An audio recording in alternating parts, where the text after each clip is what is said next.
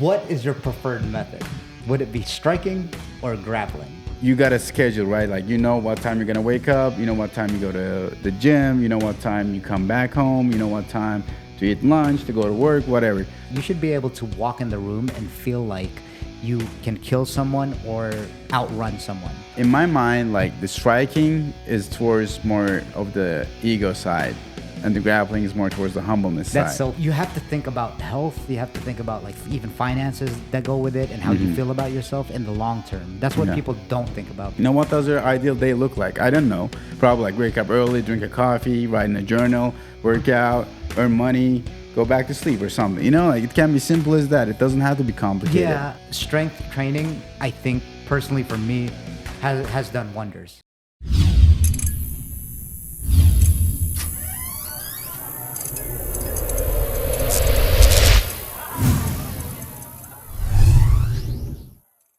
What is your preferred method? Would it be striking or grappling?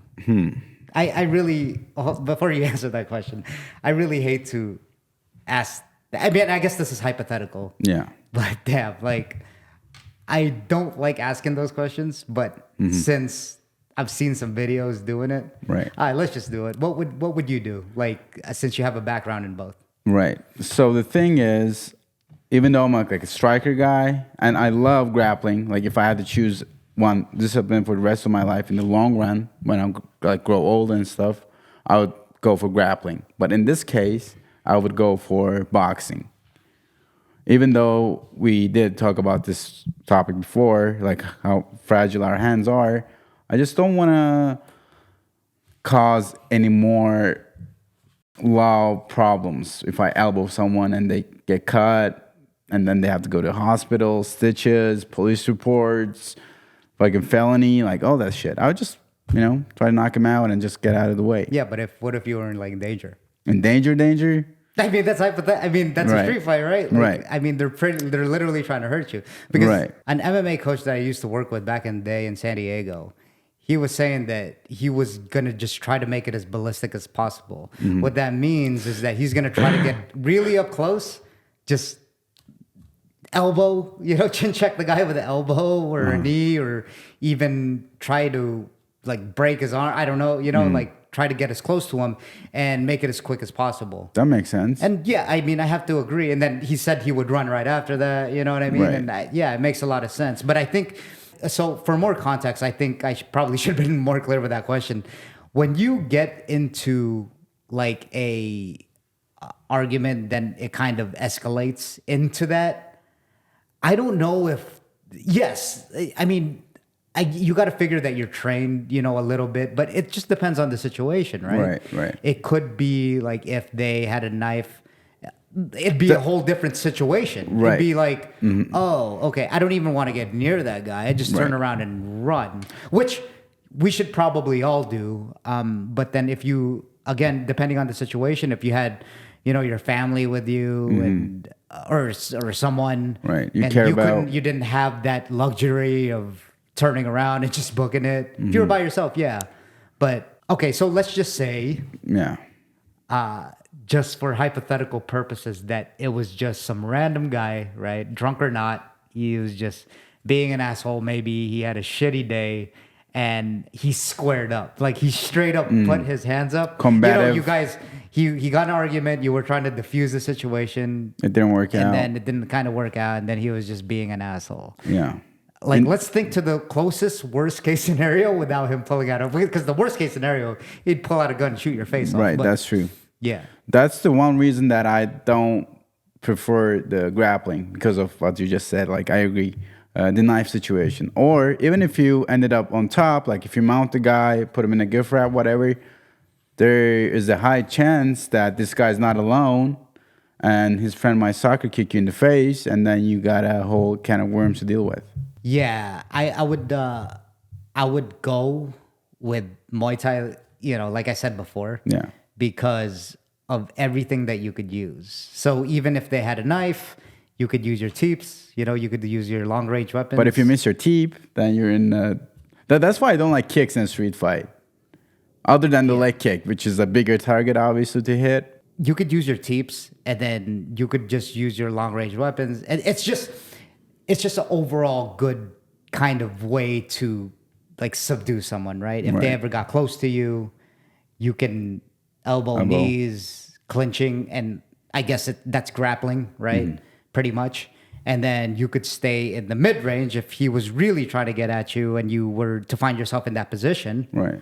Or you could stay the distance. Yeah. I mean, for a shorter guy like me, teeps are actually probably like my go-to, right? Like to try to get away from the guy. Manage that space. Manage that space, yeah. It's just kind of like, oh, fuck, like, you know what I mean? It's just depending on positioning, depending on obviously a lot of things. Yeah. But I have to agree with my coach, though. I mean, if shit came to shit, obviously this is like this hypothetical, this theoretical, and you should try to avoid fights at all costs, you know, not trying to condone that. But if it's always like a fantasy kind of thing that we tend to think about, right? Like if shit were to go down, and yeah, it's one thing that you're trained, but anything could happen. Yeah. You know what I mean? Like street fights are way different. Number one, it's unpredictable. Yeah. Not to say that, yeah, anything could happen. It's just the situation that you think might happen. Like, oh, if he grabs me this way and if he's distancing. I mean, I guess that's why we train. You know what I mean? That's why you train, so that you know those things. But yeah, anything could happen. But I think my go-to for sure would be Muay Thai. Because again, the hands, these hands are very fragile. They're very fragile. They're not used for hitting. Yeah. They're not used for punching things. They're used for like playing the guitar or like playing the piano. Tools most of the time. They're used for grabbing, right? And to, I don't know. Yeah, exactly. To hang up a portrait or something. Yeah, they're not really used for punching. I mean, like if I were to hit you in your forehead, it could break. Most likely. And not even in your forehead. I could hit you wrong on the chin or the cheek. It could still break. You just never know because they're so fragile. Right. And like you were saying before, there's so many bones in the hand that, I mean, just a fracture or hairline fracture or whatever. And you can't use your hands and then you can't use your hands for, seamlessly the longest time. Right. So yeah, there's that. And then what you were saying with what we were talking about with the kicks, that's probably something that I wouldn't do. Is go for like a high head kick, or a body kick. Now, like I was sparring with Jordan, and he was saying Jordan Levitt, and he was saying that he loves people that throws body kicks because it's easy to catch, right? And he could just take him down. He's a grappler, obviously. Yeah. And if Jordan Levitt takes you down, it's fucking over. Yeah, you don't want to be. You know what I mean? Yeah. Especially in a street fight, quote unquote, kind of setting. Yeah, no way. And then even with a head kick, someone could just grab your kick realistically and just dump you. Yeah. Or, whatever. To say that, with the leg kicks, I've actually seen it used with actual trained people in those videos that you see, like, with people just getting into scuffles in parking lot. Yeah. Very effectively.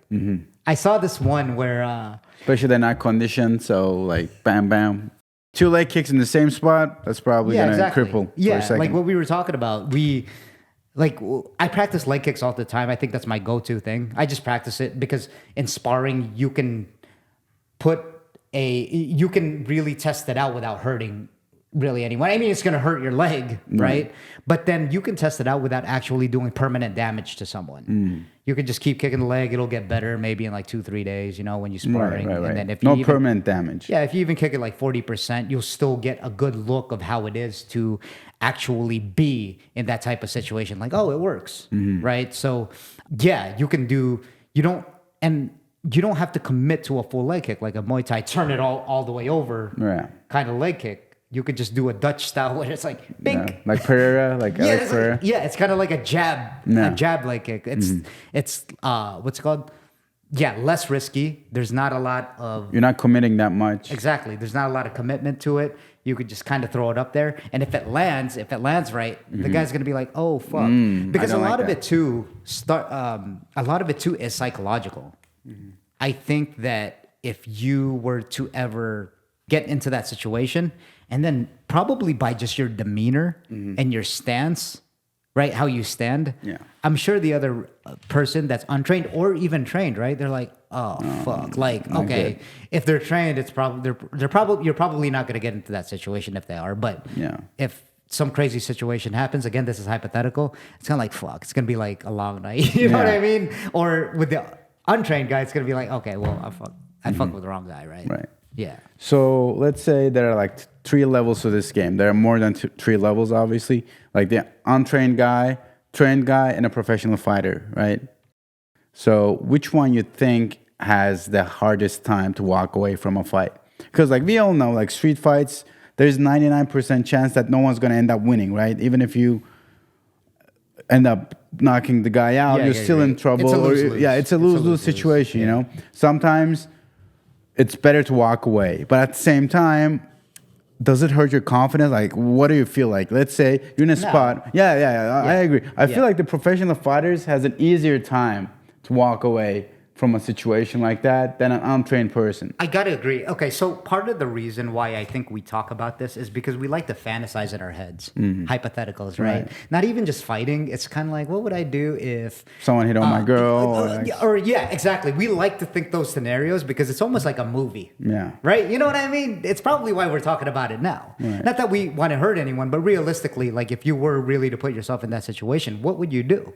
I think it's like a fun hypothetical thing to talk about, like theoretically, like your theory crafting in your head. It's like, yeah, I think I would do this. But then being more self-aware, just self-aware of like putting yourself in that situation, it's kind of fun, right? Without actually doing it, of course. Like if it were me, yeah, that's exactly what I would do. I'd definitely use this like guard as a defense. I'd use this guard, long like guard, the long guard in Muay Thai. I definitely use that. Yeah. Right. Yeah. But then there's blocks. You can't just you keep blocking like that, right? Because depending on who you're fighting, I mean, you're just slip. Yeah, at that point, you're just a fucking punching bag, right? Like you're just covering, just covering up. So I think I'd definitely use the long guard a lot. I'd use my teeps a lot to try to get them away because I'll probably be more passive. But again, that's why we think about these situations. That's why I asked in the beginning because it's like it's almost yes. How would you defend yourself? Like for real. It's way different than when we're doing it for sport and as a hobby in the gym. Because you're having fun. There's music in the background. You got your gear on. Yeah. Like you got the vibes. Everyone's like Muay Thai shorts. Yeah. And if we're talking about like either jiu-jitsu or like Muay Thai or stand-up or even MMA itself, right, as a whole. Yeah. At the gym, I guess I can only speak for myself, but the majority of the time, I'm trying to be creative because you can be. It's low risk. I'm not getting in a fight soon. You know what I mean? I'm not competing in a fight soon. So for me, I just try a whole bunch of stuff and see what works and lands, which I think what you're supposed to do. Yeah. But then if shit came to shit, I'm pretty sure you're going to have like, and you had to be forced to take that finish. You'd play your A game. You know what I mean? You'd go to like, time, you'd go to like what you know. If you were good at clinch, oh dude, your habits are going to take over and then you're just going to kind of, go to that. But at the same time with the grappling, it's just, I don't know. It's just so dangerous, right? Yeah. It's just kind of like, fuck, like. You can get slammed. You can get your arm dislocated, arm broken. Yeah, it's that slam for elbow. Me, bro. It's just kind of like, the slams. You get slammed by, again, not even a D1 All-American. Like, it doesn't even have to be that. It could be a high school 16-year-old kid. That's just... Probably, yeah. Yeah, he could just slam you on your face. You know what I mean? If you got that body lock on you, then you might be Air Jordan. Exactly. But got that body lock, and then your arm is kind of in this weird spot where it's turned like this, and then it just boom. Even if you couldn't even catch yourself, there goes your shoulder socket. Just your shoulders coming out of your socket. Right. Yeah, like the worst case scenario is you get dropped on your head, get paralyzed, and then all of a sudden now you're paraplegic. Right. And then, and you're not like falling onto a matted floor at the same time. You're like going into concrete. So that goes to my point of like, it's not a sport at this point, right? That's why it's like, because as a human being, as a decent human being, even if you get to those situations, like even if you had position on someone, even if you had like a body lock on someone, and then you had the means to like pick them up and then trip, and then just fucking drop them, would you? right? Like even if the guy was going ballistic and he was out there to hurt you, would you? That's a crazy question to ask when you're in that emotional filled environment. How would you feel? Like I know, so some of the consensus would be like, well, you're trained, so you'd know what to do. But then again, it's actual someone's fucking trying to kill you at that point, right? Like someone's trying to hurt you or people around you. So I think reasonable force is very like accurate in spot like that. Like reasonable. it doesn't even Like- you know what I mean? That doesn't even make sense. Like in that what spot. the fuck Yeah. is reason when you get into that shit? What the fuck you're is not gonna reasonable be force? thinking like that. You're probably gonna slam the You're guy. probably or I can only imagine. Of course, you're gonna run away, which or turn your back, whatever. Like what we should all do. Not turn your back, but like probably go the other way and try to avoid it at all Don't costs. stick around for the news. Like, yeah, I just did that and get arrested. Like it's just stupid. Yeah, going back to the leg kicks. Yeah, Brandon Jenkins. I think it was Brandon Jenkins, but then he had like a good point that he likes to hit anywhere but the head because this is the obvious. That you hit people in the head and brain damage. yeah, it could cause permanent damage. Yeah, right? it's not And, reversible. Yeah, So. but if you can like kind of go, you can go harder like on the leg kick. That's without okay. having actual permanent damage or real damage, right? Like You might depending on limp how for a you couple go. of days, but Yeah, but then that's not compared to like irreversible brain damage, right? yeah. So that's what he was telling me. I think that was a great point. You could even hit someone in the liver. And of course, yeah, I mean, there's obviously consequences to hitting it too hard too, like with anything else. But I'd probably rather get hit there than than the brain. Yeah, and it's actually a great point as well because you actually get a sense of the actual simulation of how it feels to get hurt, right? Like of how it feels to get like in an actual fight. Right. Because you got to be able to be honest with yourself. And we could play at the gym all we want, right? Because technically that's what we're doing. We're kind of playing a little bit. We're sparring. But then... in a fight? Yeah. I mean, if Jenkins is going to kick you in the torso like 80%, it's like, it's not a fun thing to go through. And that's what's going to happen, right? So it's like, fuck. But I think that that's very, very important for people to understand. Like once you turn pro, like that's your life, right? That's your career. Like you committed, you're doing this full time, no distractions, whatever. So why would you prefer to receive free brain damage when you're not getting paid to do it? On the other hand, like you're literally getting paid to do this job. So I think like training wise, that's the best way to train. Hard on the body, hard on the legs, but go easy on the headshots. Like no one needs to wake up with a headache tomorrow or a black eye. Like why? Listen, it's just the CTE part, I think, right? Right. I mean, there's the orbital bone, but that's like I think with gloves, you know what I mean? For the most part, like that's okay. It's just the irreversible part where if you are going ham, then Slanging leather. yeah, slanging leather pretty much consistently, that's irreversible. Yeah. Yeah, you know what I mean? Like if you kick someone in the leg, like you said, it's like, okay, well, you might be sore for a week. Even the hardest kicks. Yeah. Hey, here's another one. I remember when Chris Curtis used to go to, the gym and what he did was he kicked my back leg instead of Southpaw, obviously. my gut. Yeah, he kicked my back leg, but it was very obviously strategic. And you were heavy on the rear leg. I was as well? heavy on the rear leg, and I those went are the down. worst, Like bro. it was, dude. Those are actually the worst. It's Like the getting worst. getting kicked in the rear leg. You're done. Open stance? You're done. Like Yeah, as it's not far as good. it was like the second round, and we go at like 10 rounds in Saturday sparring. that was Saturday. It was the second round. I couldn't go anymore. It's like, okay. That leg, number one, was way too heavy. Number two, yeah, it just debilitates you. Like, yeah, you even took a if you bad wanted to step. spar, you couldn't like stand on that leg. Even if you gathered up all the bravado and toughness that you had to you could not get up on that leg. Like I have to make people understand that. Yeah. It's rough, especially getting a kick from Curtis. Yeah, and leg kicks are so important in fighting because every time that you chop that lead leg, if you're like close stance, like orthodox versus orthodox, whatever, you're taking that power out of that jab, right? He's not going to be able to step that good, not going to be much that power. Over the rear leg, like you said, like your right hand is getting weaker every time that you throw that legs, those kicks to legs. So it's like an investment for future. And if you kick that leg enough times, then you're going to stop the fight. Yeah, yeah. So it's technical. Yeah, exactly. So yeah, I mean that's the striking aspect for you, right? So we'll go into two parts of it. So like grappling, all right? We'll move on to grappling, okay? So I was talking about a story with Matt Serra, right? Ex UFC legend. Yeah. He fought GSP George For the St. Pierre title, for beat the him. title. He won, right? One of the biggest upsets of the time. Yeah, and he's just a gangster, right? Yeah. He's for the people that don't know him, he's a legend. But Trains he- Aljo, Merab. yeah. So he had this incident in Red Rock Casino, actually, here in Vegas. And I guess the guy, he seemed drunk from the video. It was a blurry video.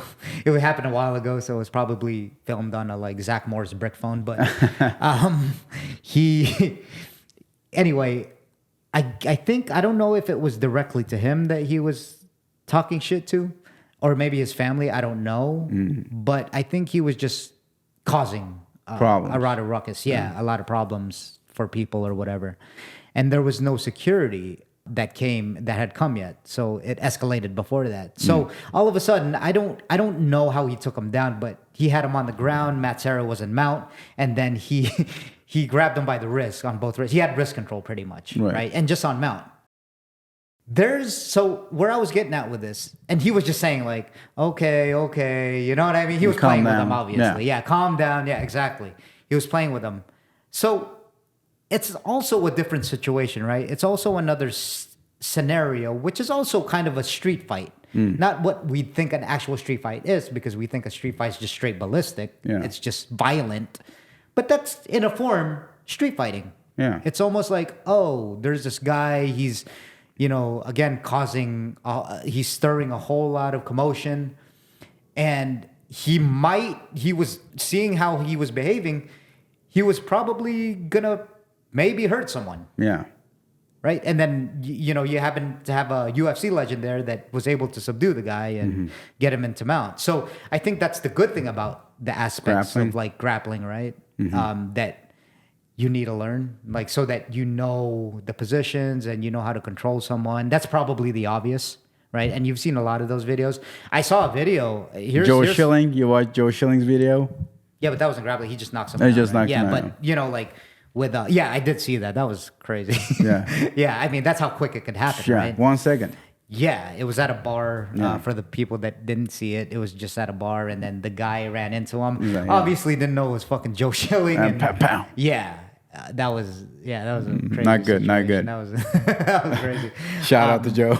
Yeah, but back to grappling. Where I was getting at, and there's some other videos that I saw this thing. Now I don't know the complete context of it, but there was a dad that all of a sudden had this guy down, and obviously the guy didn't look. He looked like he was like skinny. He looked like he had no teeth and stuff. But then he had him on the ground, and what the text was saying, I don't know how true it is, so I don't want to like say it's for sure, but it was saying that the guy was like trying to touch his daughter and abuse his daughter, and then I mean, in that situation. But the dad, I don't know if he threw some punches in there, whatever. But then, I mean, I think he just let like law enforcement, get to it while he was just subduing him, and without actually hurting the guy. Yeah. Right.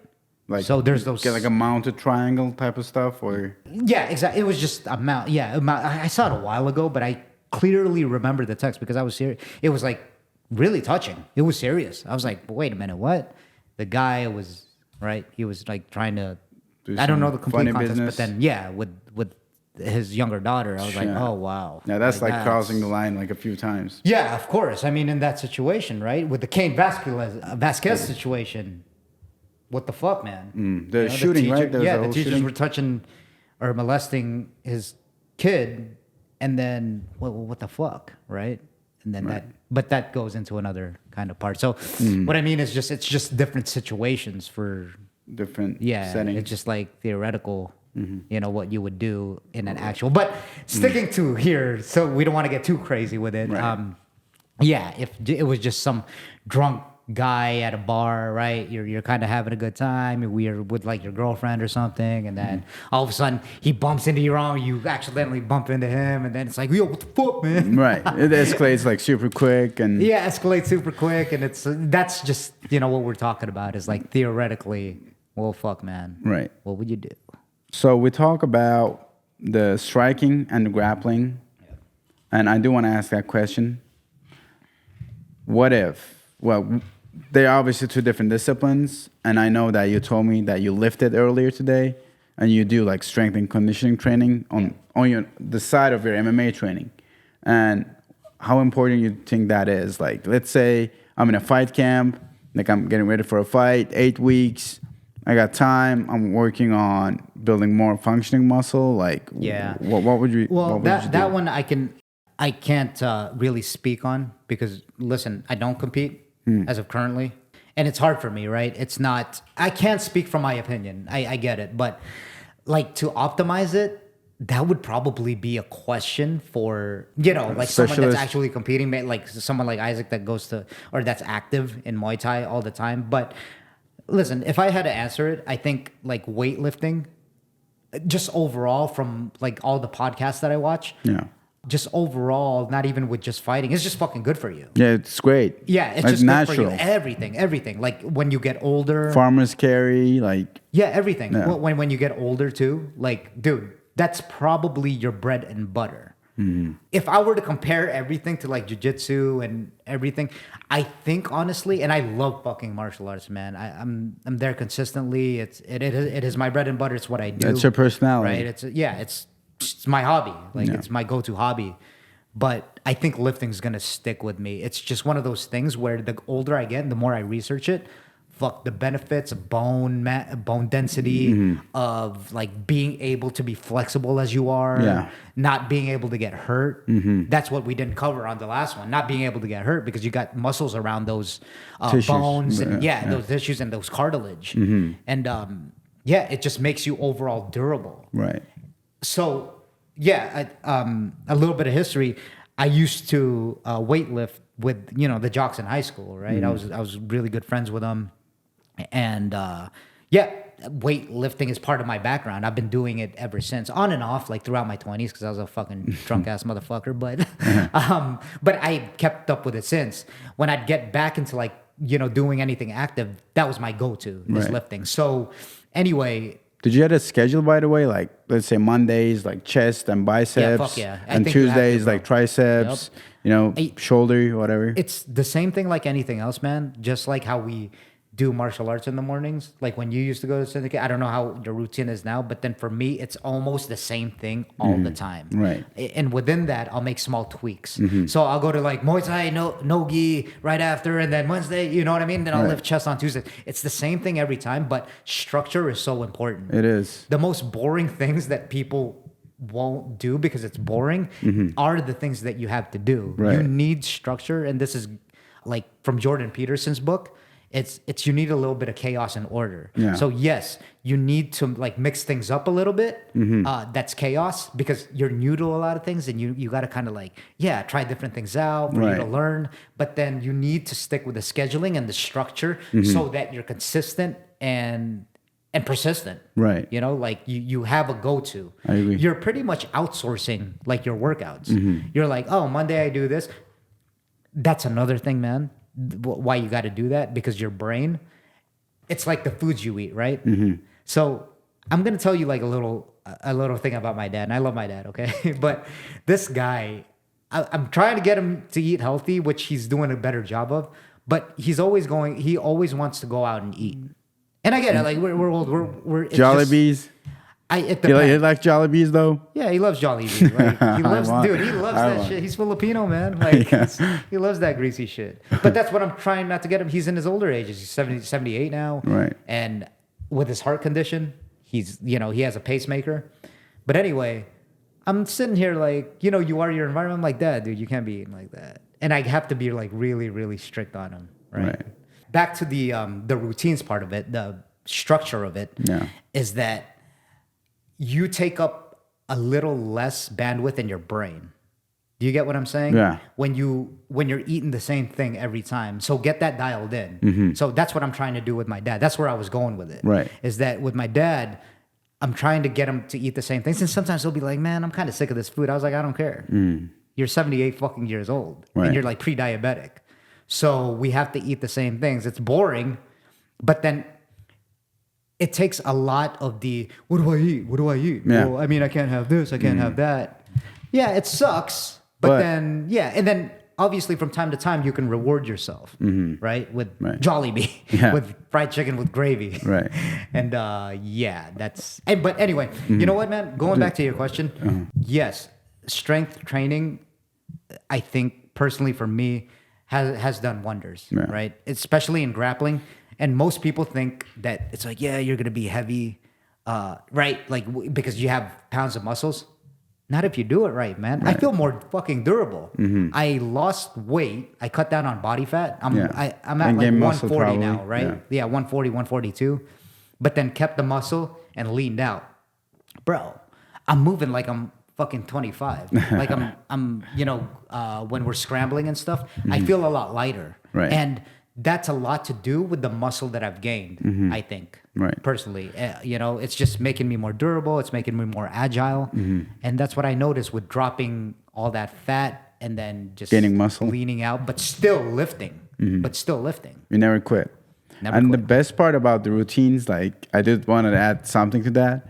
So you got a schedule, right? Like, you know what time you're going to wake up. You know what time you go to the gym. You know what time you come back home. You know what time to eat lunch, to go to work, whatever. So you don't make those decisions. Like, there are people on this planet right now that tomorrow they don't know what time they're going to wake up. They don't know what they're going to eat. They don't know what they're going to do. So, like, think about all the time and the mental energy that you're losing, because you have to make even the smallest decisions by yourself at the exact same time.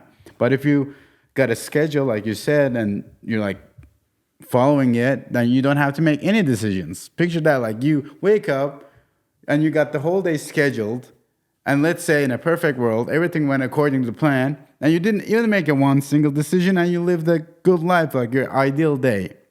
You know, what does your ideal day look like? I don't know. Probably like wake up early, drink a coffee, write in a journal, work out, earn money, go back to sleep or something. You know, like it can be simple as that. It doesn't have to be complicated. Yeah, I think people just have to think more long term. Because, listen, man, I get it. It does get boring. Even for me, it's like, fuck. Even though I love to do the shit, I love to lift, and it's part of my like routines.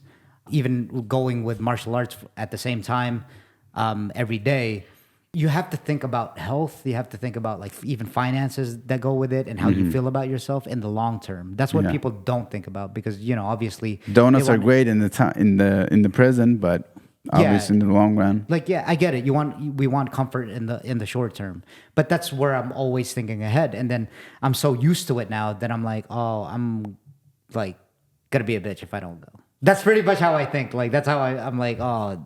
And even when I'm hurting, dude, I'm like, yeah, you could go, bro. You're just fucking making excuses for yourself, right? And then that gets me to go up. I'm like, yeah, I always think that it's gonna start this like downslide. That's why. If I miss a day, and it's just me, you know what I mean? Right. It's gonna go downhill real fucking fast.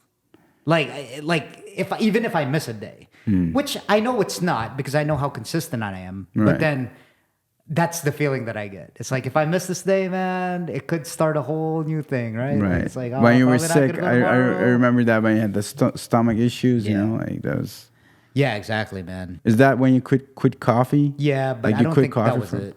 That wasn't it, dude. It wasn't. It's like, I honestly think it's just getting older. So don't get old. I'll try. I'll try. Yeah, like you said, man. Like that statement. Father Time catches up with everyone. Yeah, it is true. That's for sure. And that's not to say, what's crazy besides that? Like, I feel the best. I feel the best that I am as far as like wisdom and everything that I know now. Yeah, me too, dude. Yeah, I just feel good. I just know what to do. Still learning, obviously, but with everything, man. With everything, I just like, I'm locked in. I'm dialed in. Right. I'm trying more. I'm trying newer things, and it's gotten me more to be self-aware. As far as I know, I'm gonna fucking die soon, and when I mean soon, yeah, maybe in like 40 years, but that's soon. Yeah, compared to like everything. Yeah, because it comes down like that. Yeah, exactly. But in the meantime, like, it's all about what we do in the present moment, right? That's what we're doing right now. Yeah, but yeah, back to like that martial arts, man. It's conversation went south a little bit. Yeah, but yeah, I was thinking about that last night. That's why I brought it up. I'm like, damn, dude. This is not a morbid podcast by all means. Like, we like to have fun.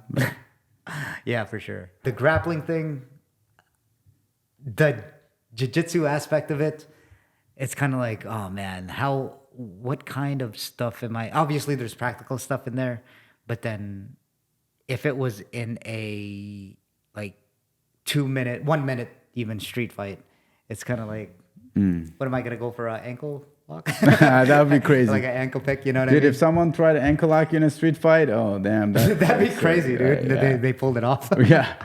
Yeah. But let's say if I'm a person who's watching or listening to this podcast and I had no previous martial arts experience, and I do want to learn how to define myself and the people around me, like the people I care about.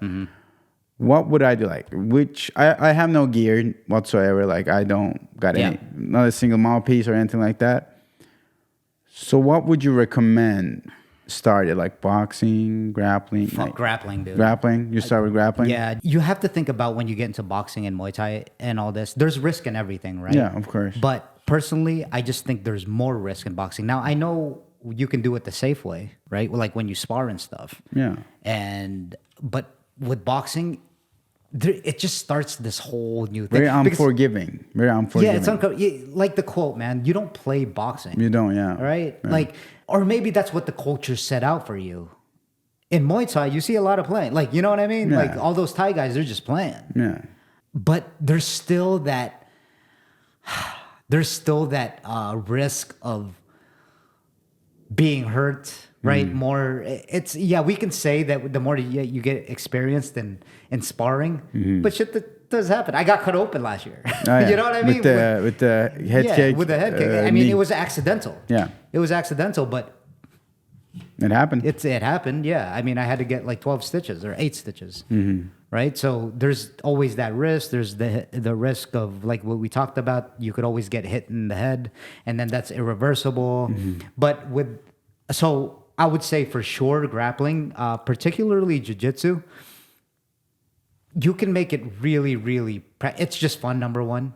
And you can make it really, really practical, right? Like as far as if you really want to think about those situations, yeah, you can make jiu-jitsu really, really practical. And then I know you'll hear all these arguments from whatever, like internet trolls and stuff like that. It's like, well, how would I use that move? That's so stupid. It's like, okay, you probably don't train, right? 'Cause you can like side control and all that shit and mount. It's legit. Right. It works. Like try getting out of that. Right. When someone knows how to use their fucking body weight and does it every day, like fucking Jerry or, my jiu-jitsu coach. Right. Like how agile this guy is just ridiculous. I mean, I know he's been doing it for decades, so that's obvious. But then, fucking A, he's my height. You know what I mean? And then he seems like he's just fucking strong as a bull. But that's just because he knows how to distribute his weight. He knows how to.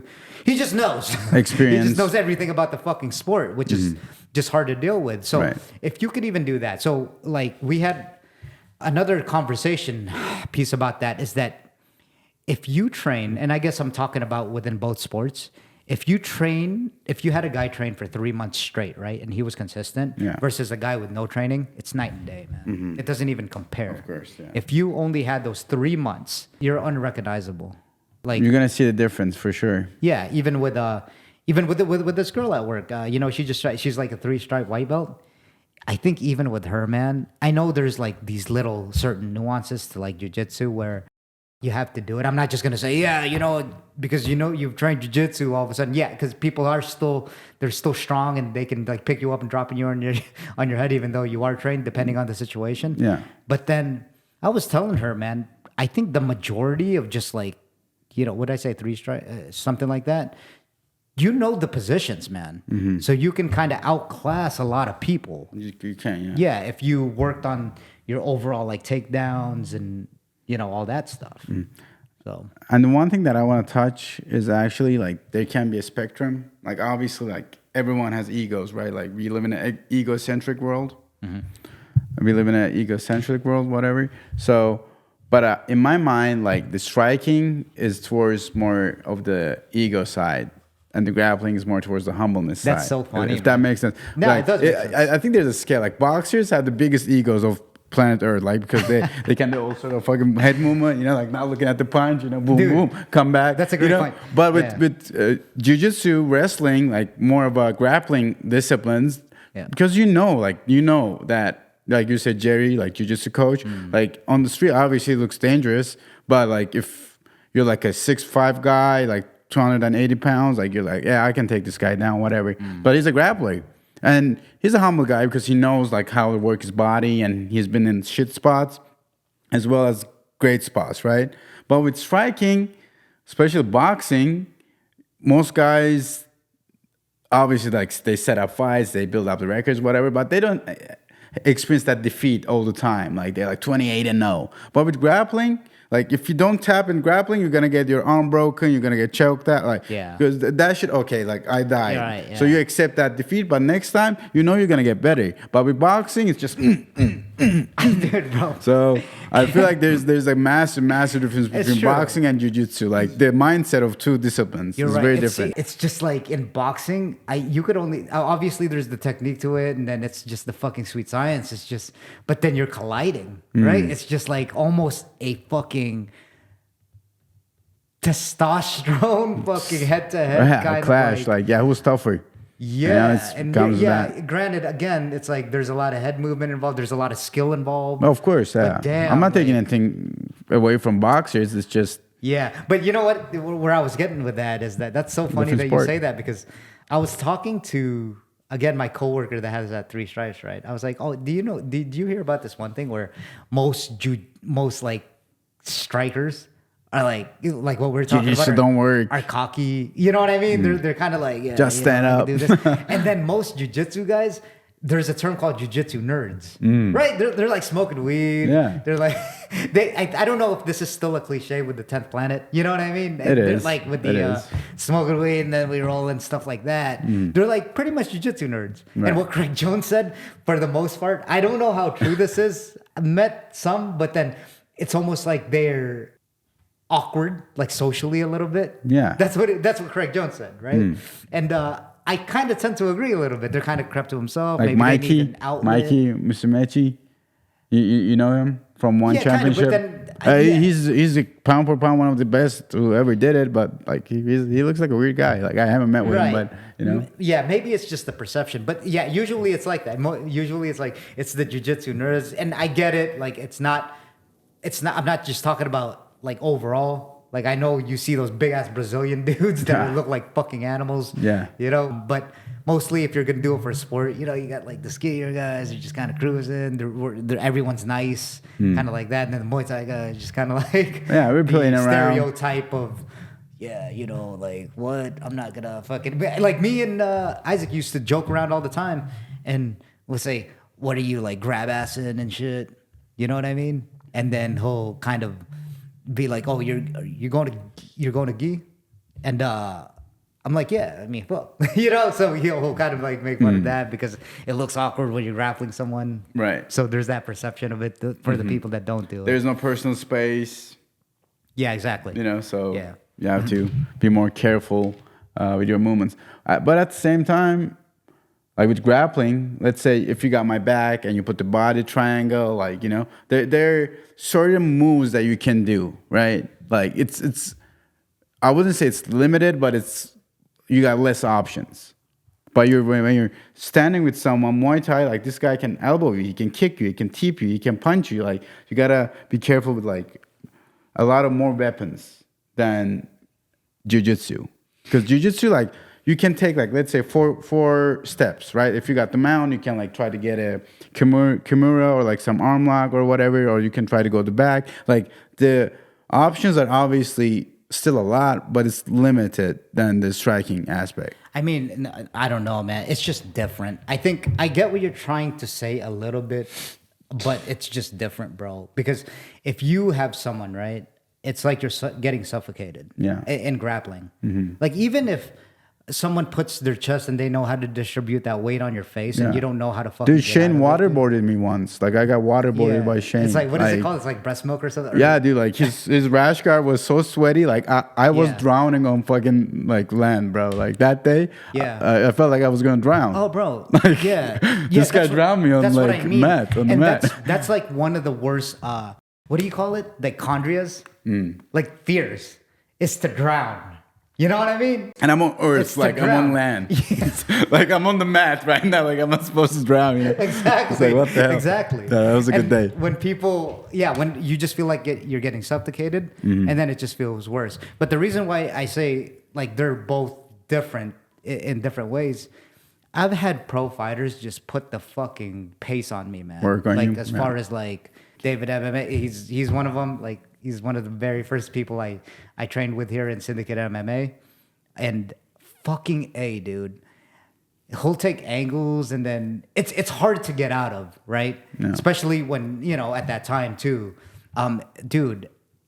That also feels like you're suffocating in a different fucking way. Yeah, he's just picking you apart. Because you got the technique to do it. Yeah, exactly. But that's experience, right? He's just taking angles. You're just being like, you know what I mean? It's just, where's this guy now? And then you get hit in the face. Right. It's a different kind of beast. Yeah. I think that's a very, very common beginner mistake. Like you throw like 3 or 4 punch combination, whatever, but you stay there. Like that's when you got to move, right? You got to cut a bit of an angle.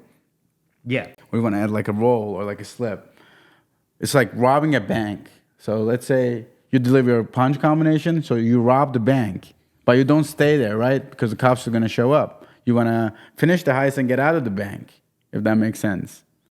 Yeah. So, punches, escape. Of Punches, course. I mean, escape. Easier said than done when you got someone fucking... Like, that's easier. Hey, man. No. Like... Just don't get hit in the face. Yeah, or get up. Why don't you just get up? When Shane got his fucking... He has you on a mountain, then he's putting the work on you. Like, it's crazy. Yeah. Yeah, man. But it's great experience, bro. Like I'm so glad that I was blessed to like train with my coaches, with my training partners, to be surrounded by great talent for future. So you got to count your blessings certain times. Of course, man. We got 2 hands, 2 feet, 2 legs, it's like there's no excuses. Well, I'm just glad for sure. I'm just glad I found martial arts. It's gotten me more confident, my self-esteem. It's gotten me, and most importantly, it's not like you're trying to prove everything. You're only trying to prove shit to yourself, right? I always talked about on this podcast about how there's this guy, Scott Galloway. He always says, this is one of his quotes every time I watch this podcast, is that you should be able to walk in the room and feel like you can kill someone or outrun someone. And what he means by that is not so much in a more like violent sense. He just means that you better be in shape, or you better know maybe how to defend yourself, right? He's not literally saying it.